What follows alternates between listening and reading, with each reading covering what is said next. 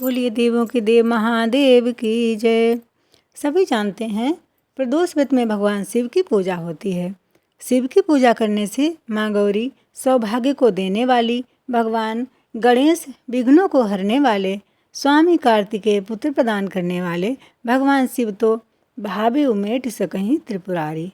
शिव जी बुरे कर्मों की रेखा भी मिटा देते हैं। कर्मों की रेखा बदलना यह शिव के अतिरिक्त किसी देवता के बस की बात नहीं है। प्रदोष काल का समय होता है सूर्योदय के आधा घंटा पहले और आधा घंटा बाद।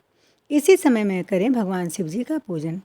आइए श्रवण करें भगवान शिव की कृपा पात्र भिखारी माँ और उसके बेटे की कहानी। बहुत समय पहले की बात है। एक गांव में एक ब्राह्मणी अपने बेटे के साथ रहती थीं। वह बहुत निर्धन थीं। उनका बेटा भी उनके साथ रहता था। तन ढकने व पेट भरने के लिए भीख मांगते थे। दोनों भीख मांगकर गुजर करने वाली माता प्रदोष का व्रत किया करती थीं। एक बार ब्राह्मणी का बेटा स्नान करके आ रहा था। जो भी उसके पास था लुटेरों ने छीन लिया।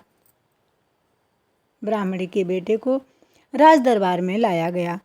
उस समय लूट बहुत होती थी। लुटेरा समझकर उस कारागार में डाल दिया गया भिखारी माँ के बेटे को।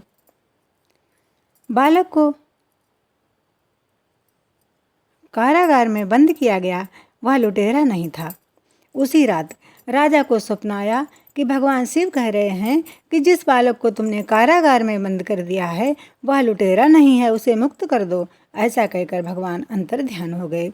सुबह उस युवक को कारागार से मुक्त करने के लिए राजा स्वयं गए और अपने साथ उस युवक को ले लाकर कहा, तुम्हारी जो इच्छा हो, आवश्यकता हो, मांगो, हम पूरी करेंगे। उस बालक ने कहा, हमें एक मुट्ठी धान दे दो। राजा ने कहा, हे पुत्र, तुम इतना सुनहरा अवसर खो रहे हो। तब बालक ने कहा, हमें तो केवल एक मुट्ठी धान ही दे दो, जिससे मेरी माँ भगवान शिव के लिए खीर बनाएगी। तब राजा ने आदेश दिया कि ब्राह्मणी को ससम्मान दरबार में बुलाया जाए। जब ब्राह्मणी आई तब राजा ने उस ब्राह्मणी के बेटे की प्रशंसा राज दरबार में की। माँ की उपस्थिति में उस धर्मपरायण बेटे के कारण सभा में राजा ने माँ का सम्मान किया और कहा, आज से मैं तुम्हारे बेटे को अपना सलाहकार नियुक्त करता हूँ।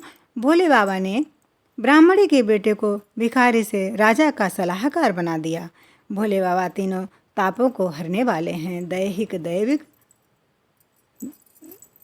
दैविक भौतिक तापा। भोले बाबा तीनों तापों को हरने वाले हैं, विघ्नों को मिटाने वाले हैं। बोलिए शंकर भगवान की जय।